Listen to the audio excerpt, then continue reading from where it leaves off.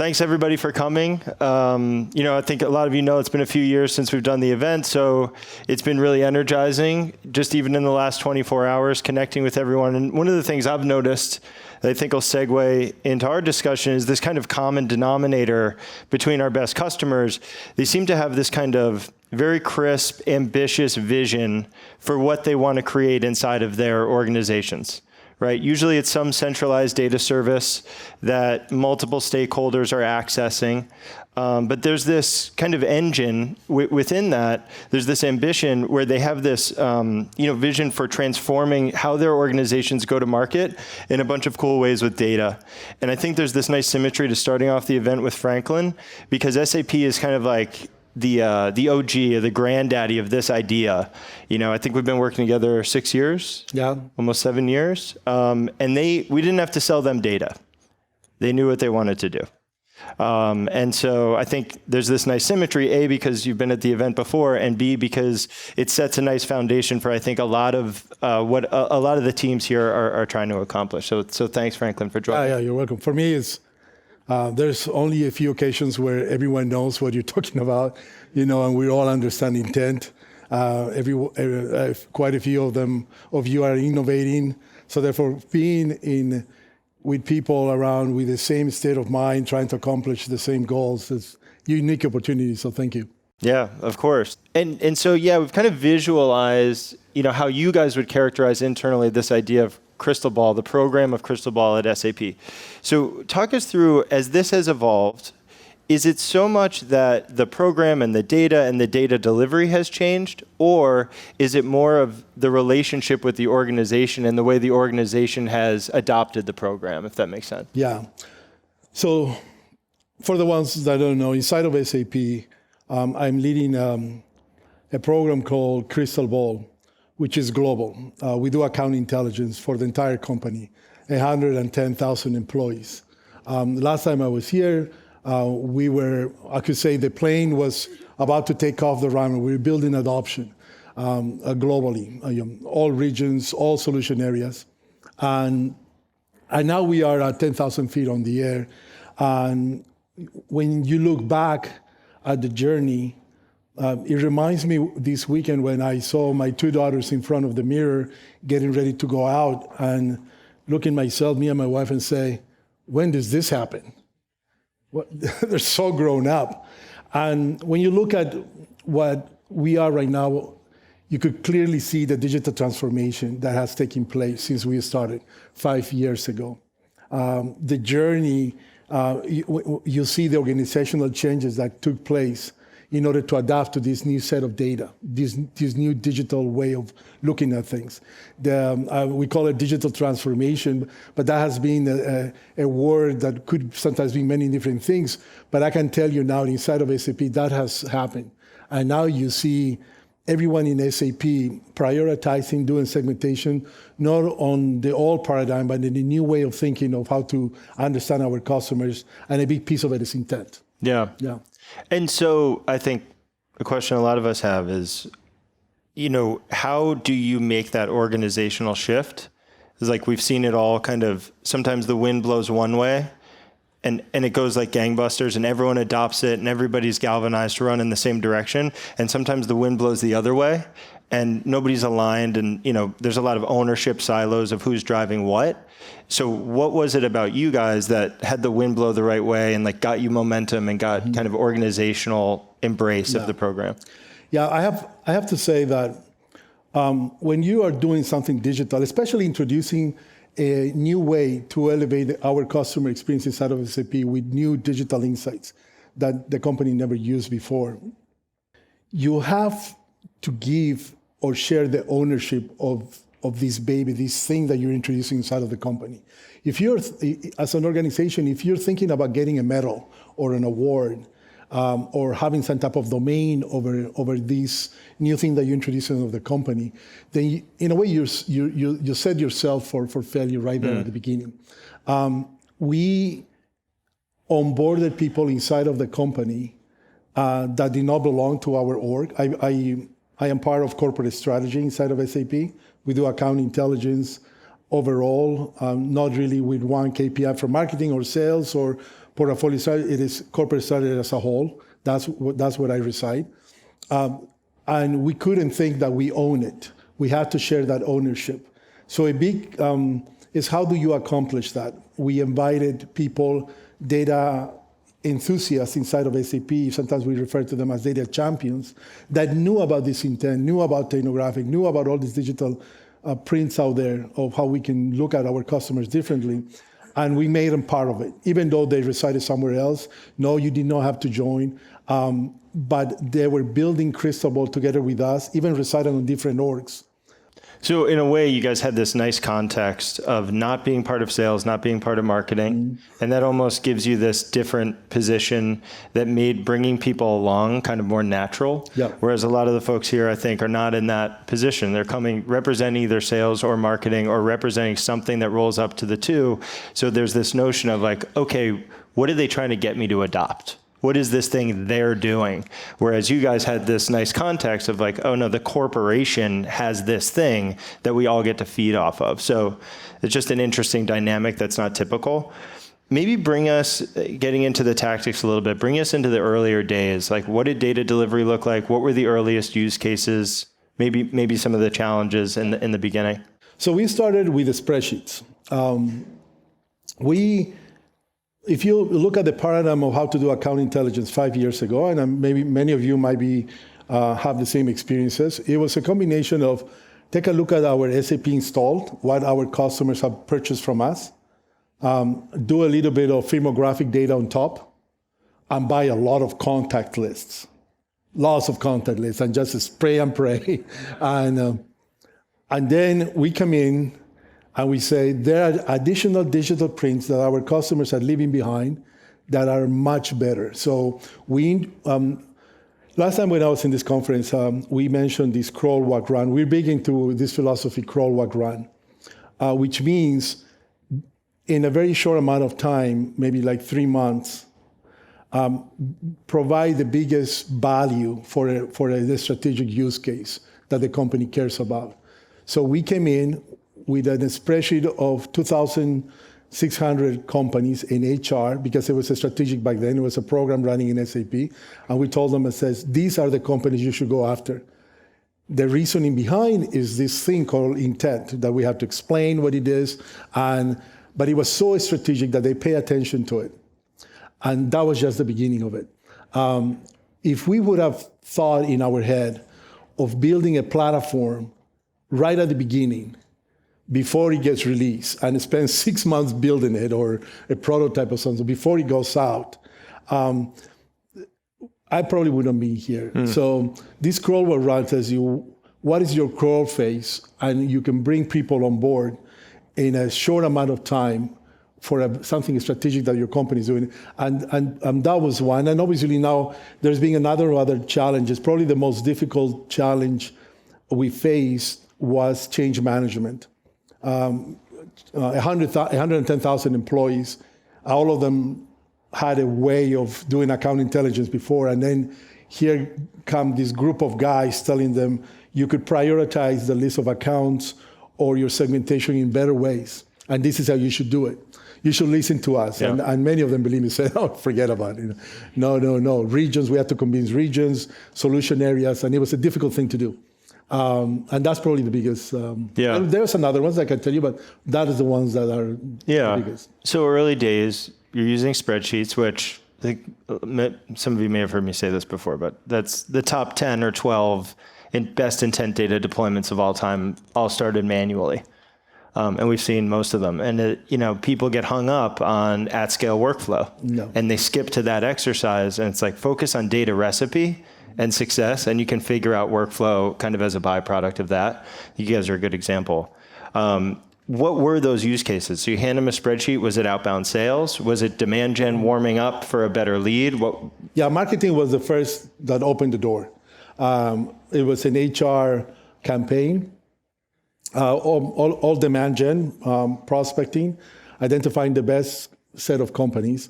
And we came in and said, what about if you tap in on this? I remember this. We came up with these words in the state of mind of our customers. What are their most immediate needs and wants? and through the the signals. And kind of like I want to hear more about it. And marketing was the one that said, all right, how can you help us with these campaigns?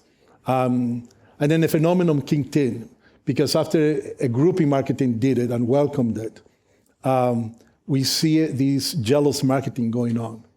Suddenly, these other groups will say, hey, what did you do on that campaign? And why is everyone talking about it? Can I do the same? And then it was the grow started, and so through some challenges. But now we are facing close to 22 different use cases. We are far beyond marketing sales. I can share with you what other use cases, but that's how it started. Yeah, that'd be great. We'll definitely want to get to that. And maybe talk a little bit about, okay, as you move along, you have a spreadsheet. Here's companies with intent, and I'm sure you're, even in the early days, using firmographic data and other fit data. But maybe talk about how the predictiveness of it evolved from a modeling perspective, and how you went, beyond just the, data engineering exercise of combining the data sources and into, the modeling and making the data more predictive. Yeah. So when we start onboarding the data, we realize that our customers are leaving digital prints out there, millions every day. And we had to bring additional data, different types of techniques. As of today, we onboard 9 different vendors, from a combination of a set of them are intent, set of them technographic, firmographic, financial data. The way that we got to it's because at the beginning, intent kind of like brought a state of mind inside of the group to say, what else is out there? And it's mind-blowing to me that even today, 5 years in, I am still finding new ways of capturing what our customers are doing, or the state of mind of our customers out there. When we brought intent, though, we realized that we needed to merge intent with other types of intent, other techniques of intent, in order to make it more efficient. And very soon we realized that we have to put everything together and start building predictive models of all the data that we were first-party data, our install, our own engagement scores from the first-party data, and combine this with all of these insights from external data, and start building some predictive models of who are the best customers to go after. And then use cases, risk models, attack models for different types of use cases. Yep. And then beyond that kind of like organizational momentum and like the jealous marketer, beyond that, how did you prove to the organization, it's like, this stuff's real, this stuff works? It feels like you guys had a unique way of measuring that what you were doing was accurate. Yeah. So we are in this unique opportunity that we can monitor what gets generated in our CRM, meaning opportunities and bookings, right? Revenue coming in. So you could do almost like forensic, where you could say, okay, these many opportunities got generated this quarter. Let's look back, how many of them, what signals did we send to them? Did we generate those opportunities? Being able to establish a relationship from the time that we capture a signal, like the intent signal, and an opportunity gets created, did we signal that company inside of the company? It is a difficult thing to do, by the way. When we are not by any means done. We're always, as of now, I think Bombora was in Palo Alto, where I'm at, and with my team, because we are looking forward for traceability of the signals, so we can do even better metrics. But that's how we started, putting metrics between what it gets converted and where the signal originated. And would you have to, or did you kind of read out that level, or like the organizational momentum? Was it enough to say like, hey, everybody just is using this stuff, they think it works, they think it's cool? Or did you have to actually show them kind of those verified results and kind of do these readouts of like, look how predictive this is? Yeah. So it was difficult. So we asked that anyone onboarding this intent data, we asked them to have visibility on their program and metrics. We wanted to be part of the success metrics of it, meaning that we wanted to talk with sales. What do they think? So we took advantage. I remember on the enablement and adoption of Crystal Ball, in one of our conferences, Our customers are participating on the different solutions that SAP brought into market, and we had like a room with a lock key where we would bring in sales, and we told them, how did it go with the signals? Tell us because sometimes if you don't ask them, you have no way of receiving feedback, and then we learned that it was working, that you signal that. My account, which is a very large account, I remember the salesman was researching on talent management, on HR. How did you know that? Like, I want to learn. I want to know, how do you guys knew that? Because yes, they are researching talent, or they're researching on this competitor, and you're right. But that was not the only feedback. The other feedback was your signals are also triggering what customers already purchased. So the reason why they're researching on that topic is because they already purchased that and they're researching for implementation purposes. So that feedback was extremely helpful to us, because then we had to adjust the predictive models so they are more for the digital buying journey as opposed as once the sales already established. Yeah. And I think I know it'll be a theme probably throughout, like there's creating these connections with different stakeholders and kind of bringing people along. And we talked about before, you guys were in a unique position where you sat organizationally to do that, but you still have to do it. You still have to work with sales, get them to buy in, get them to see that it works, and it's not hard. We talk about the idea that groups like Franklin's are really a lot like Bombora. They're a vendor at SAP, and they're a centralized service, and they have hundreds of thousands of customers that access this information. But it's like you guys turn into salespeople and account managers, and you have to go out there and develop relationships and evangelize. So, I think we've joked before that our jobs are pretty similar, actually. One time, I remember sitting down with a group, and we said, it's almost like an analogy, right? We're sending this signal out there. Let's pull the cable and see where it goes. And we end up I don't know if you guys are familiar in Tela Verde, Arizona. How many of you guys are familiar with Tela Verde, Arizona? So it's a women's inmate facility where there's a call center in there. So they're all inside of the prison, but the SAP uses them as an incentive for them to also learn while they're in prison. And when we pulled, where does this go? Our signals were going into this call center, right? And that was a mind-blowing experience for us, because then we went there and they told us, I remember talking with all of them in Orange and inmates, and I told them what is working, what is not working. And they gave us incredible insights. When I pick up the phone, this is what is happening with your signal, this is what is not happening, and you learn from it. Yeah. You go back and then you talk to the data scientists, how we can make it more precise, more targeted. Yeah, maybe talk a little bit about that, the kind of the team that you guys have built, because I think a lot of us are hearing like, okay, great, you went and you got feedback from sales. Great, you have the closed loop, which isn't easy to get, but then talk through the team and the people that can actually take that information, refine the models, like from a data science perspective, data engineering, like what do you have access to? Yeah, the model creation, maybe I would say every year we have a theme. On 2022, it was integration. We have to send a signal to all of these platforms activation platforms inside of SAP, which SAP uses quite a few. This year, it's models. We are building models for personas, because the buy-in behavior of someone purchasing HR is different on a large enterprise, is different from a small enterprise buying, let's say, travel management, right? So the sales people need, the persona needs more territory planning type of models as opposed as marketing, which is more in demand gen. So this year, the data scientists are releasing quite a few models that are more precise for different industries, solution areas, and so forth.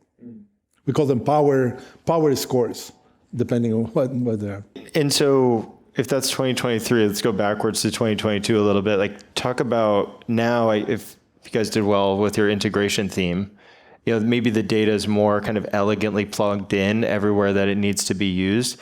Maybe take us through the data delivery journey. So if you started with spreadsheets and by 2022, you were pretty well integrated, maybe talk through kind of how people are accessing the data in different platforms and that type of thing. Yeah, so after the spreadsheets and after momentum picked up, obviously that was not scalable. And we onboarded a consultant entity inside of SAP, basically very developers inside of SAP, to build an account intelligence platform, a prototype that has evolved now. We have version number 5, I think, for all employees to have access to this data.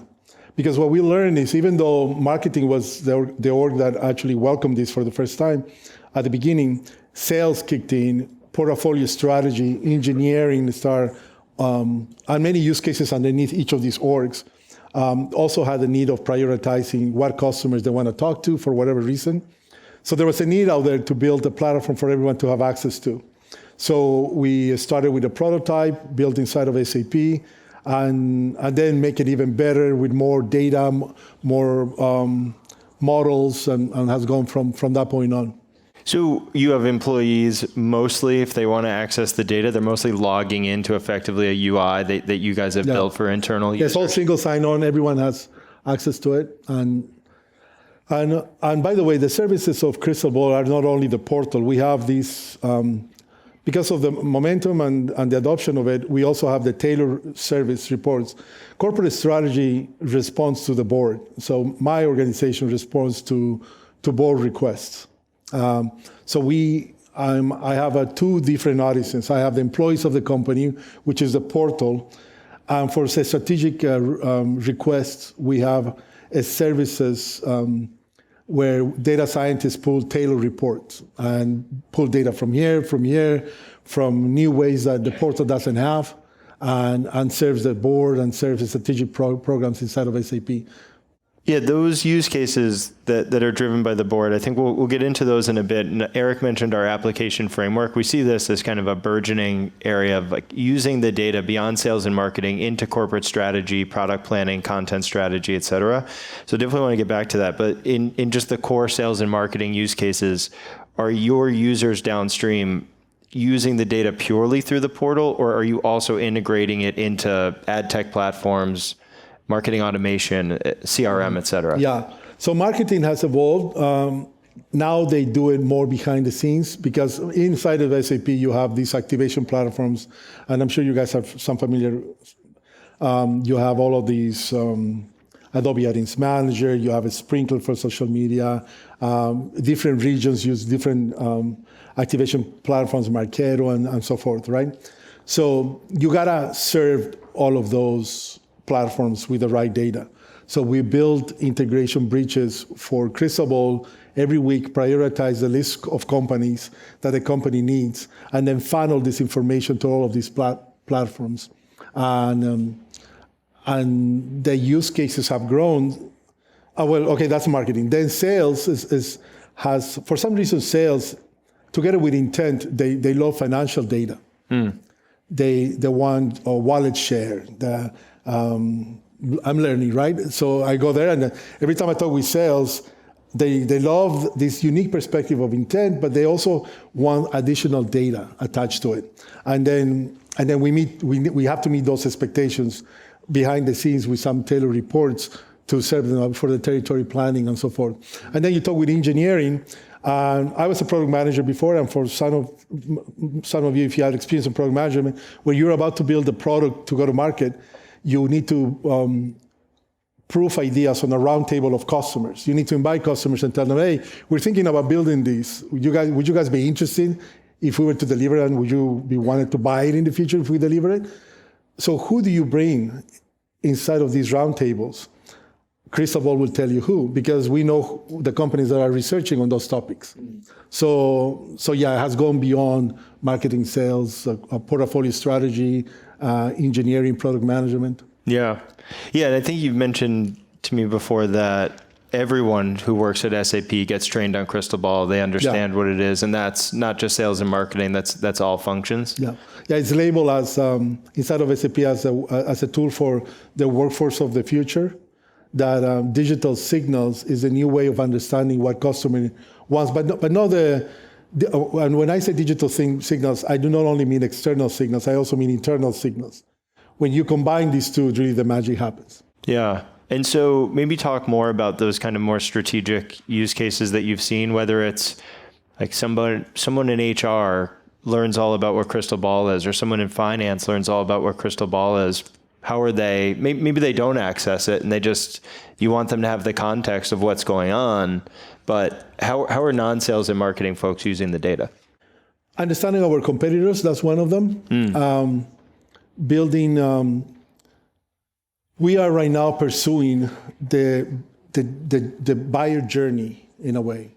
And we understand that customers, when they, in their buying journey, very often, they start looking at SAP solutions, but they start also looking at our competitors. And with Bombora, you also have these competitive research topics, right? And you know when you need to figure it out in the modeling and in the use cases. These are strategic use cases that we're dealing with right now, is how to identify, approach them before they get too sucked in with a competitor. How to identify right before they make their mind. Because you might approach them when they already have a mindset. That's one. Another is strategic use cases that kicked in. We are doing events. So any event inside of SAP, when someone is you're creating a list of participants for that event. We call it before, during, and after. So we provide all the registration lists for events. We also provide what content those events should be driving, because we know the state of mind of our customers, right? Bombora is telling us customers are researching on this. So it will not make sense if you have an HR event and the banners and all of this is something that customers are not reading about. It has to pick up their state of mind. So we do the registrations, the content. Then during the event, where they participate and what sessions they're participating. But the most important one is the after, because you want to know the patterns before and after the event. And if we change their mind of that customer, if they're coming to our sap.com, and those are some of the strategic. And there are plenty other ones. Yeah, and that one we'll get to in a couple other sessions, the idea of using intent data, understanding the research being done on your brand so that we can see if certain initiatives have changed that research pattern. So we'll cover that more as we go, but it's definitely a newer one that's gaining steam. And we'll go to Q&A in a second here. So folks, if you have questions, start to get them queued up for Franklin. But if the theme in 2023 was models, I'll put you on the spot. You might not know yet. What's 2024? What's 2025? Kind of what's out there in the horizon for you guys? Yeah. I have quite a few data scientists are jumping into bringing the external and the first-party data together. It is quite complex, especially knowing that we sell thousands, our material codes, and there are like hundreds of products that we put into market, and we have thousands of customers. And those leave lots of digital prints on the first-party data.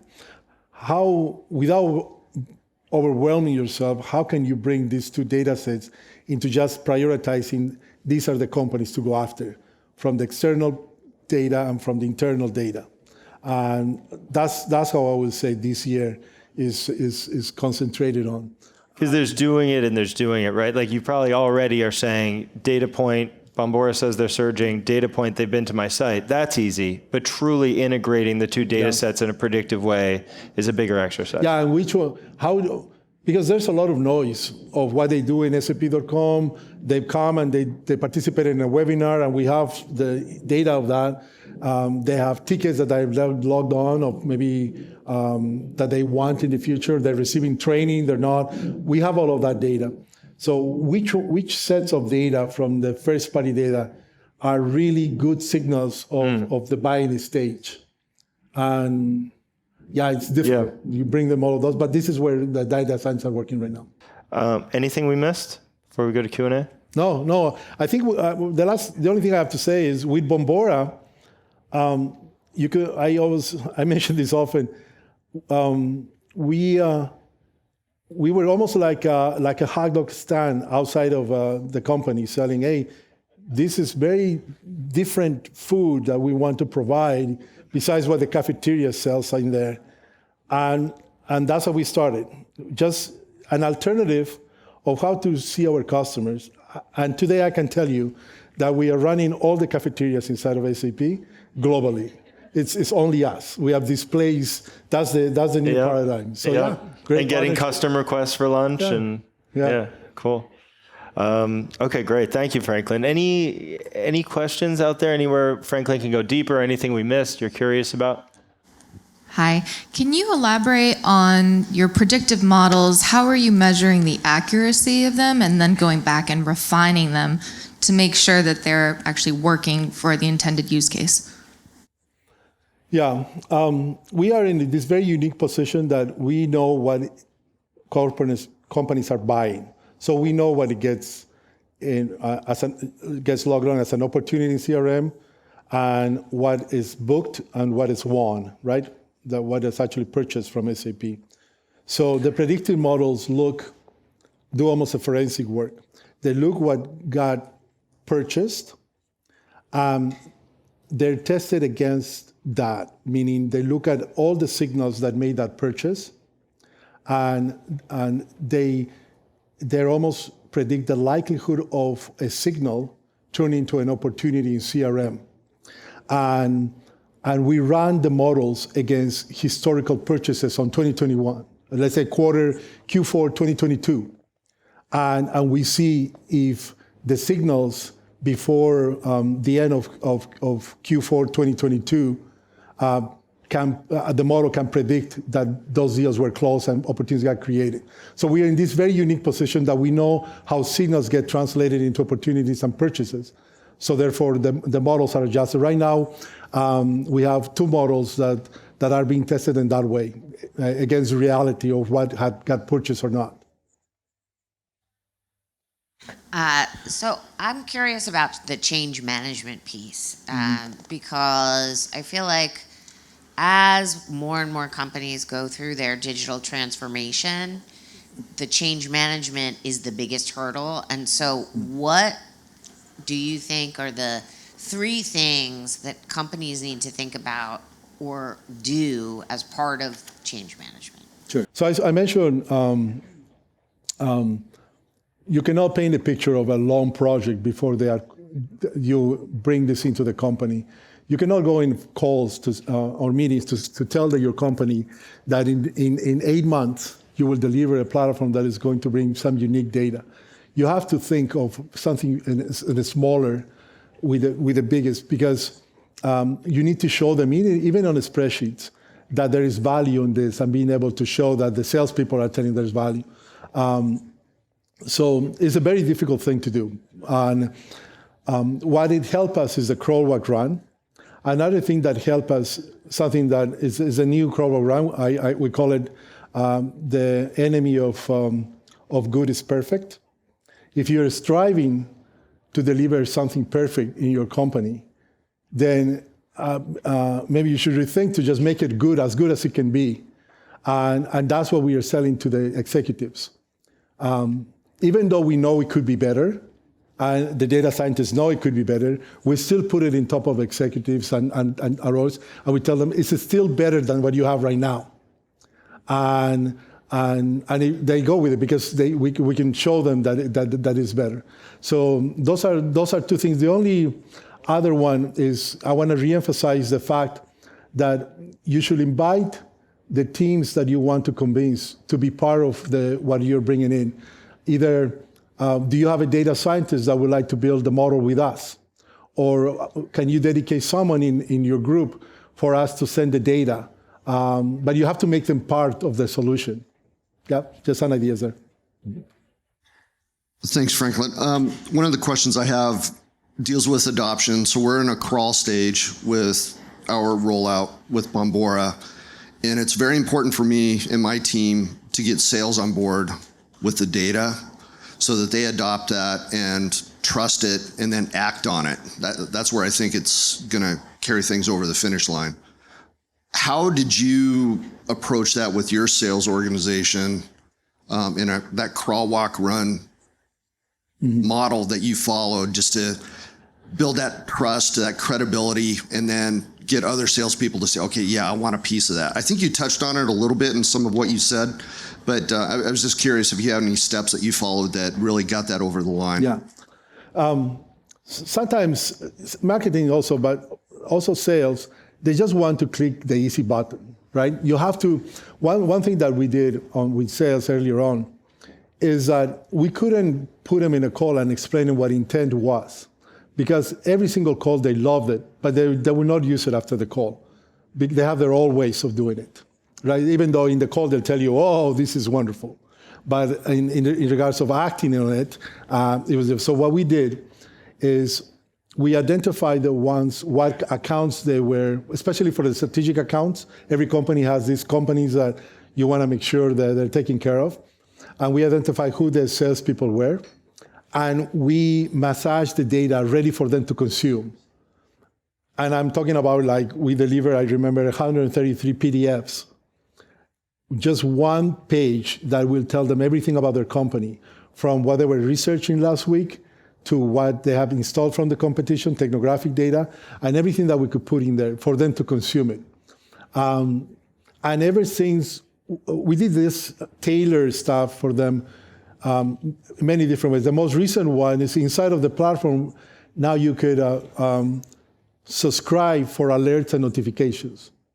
So as an account executive in our portal, you're responsible for 30, 50 companies. It all depends what kind of salesperson you are. And you could register all your companies, and every single time there's a search, you will get a notification that your company is being, so you kind of like help them click the easy button to them constantly. If you're just giving them enablement of this new way of looking at data, it's a tough cookie for them to embrace. You have to make it even more real with their own accounts. Some tailored thing that you can do for their own accounts. Yeah, and think about, I think, to expand, like, figure out workflow that already exists and how do I fit into that workflow. So I'm not really trying to change behavior. Maybe I want to educate on the change of the underlying data so that I can point back to it later and see that that's why that thing worked. And this isn't always possible, but when possible, less behavior change is good, right? If this outbound's already happening, let's plug into outbound. If lead scoring's already happening and we know that there's going to be BDR, SDR following up on leads, then we can plug into that workflow. Hey, Franklin, great presentation. Thank you. So I'm really interested in that last point you made around alerts. Mm-hmm. So was I correct in hearing that that's been a recent kind of phenomenon for Crystal Ball, or have you had that functionality before and you've improved on it? First question. Second, how does someone raise their hand and say, I want alerts? So we approach managers that we will like their org, meaning, like, let's say 15 salespeople, that we deliver some new capabilities on alert and notification, and we want to help them to their 15 salespeople for all of them to receive a notification. So we will actually create the logins for them to be able to receive the emails with alerts and notifications. So in a way, we have to, like, do it for them to experience it. But that's how it started. Today, you could, as a salesperson, you yourself can can select your companies and register for alerts and notifications. And to answer your first question, this is maybe like a year and a half old type of capability that we deliver. But now pretty much every salesperson receives those alerts for their accounts. How much data is in the alert? And like, to get the picture, do they click back into Crystal Ball, or can they use the email alert as? No, the email itself has the name of the companies, has their company that they're responsible of, and there's a threshold, right? Only very high and high signals will show up, not just any signal, but only when it goes over the threshold. We have a score mechanism in there, so when it's very high or high, then the notification pretty much says company XYZ in the line of business of HR is searching on these topics, and they're researching on these competitors. And for some of them, maybe even we attach some technographic, but the most important thing is the intent piece, for them to know that their companies are researching on that. Thank you. Glad to talk with you. Yeah.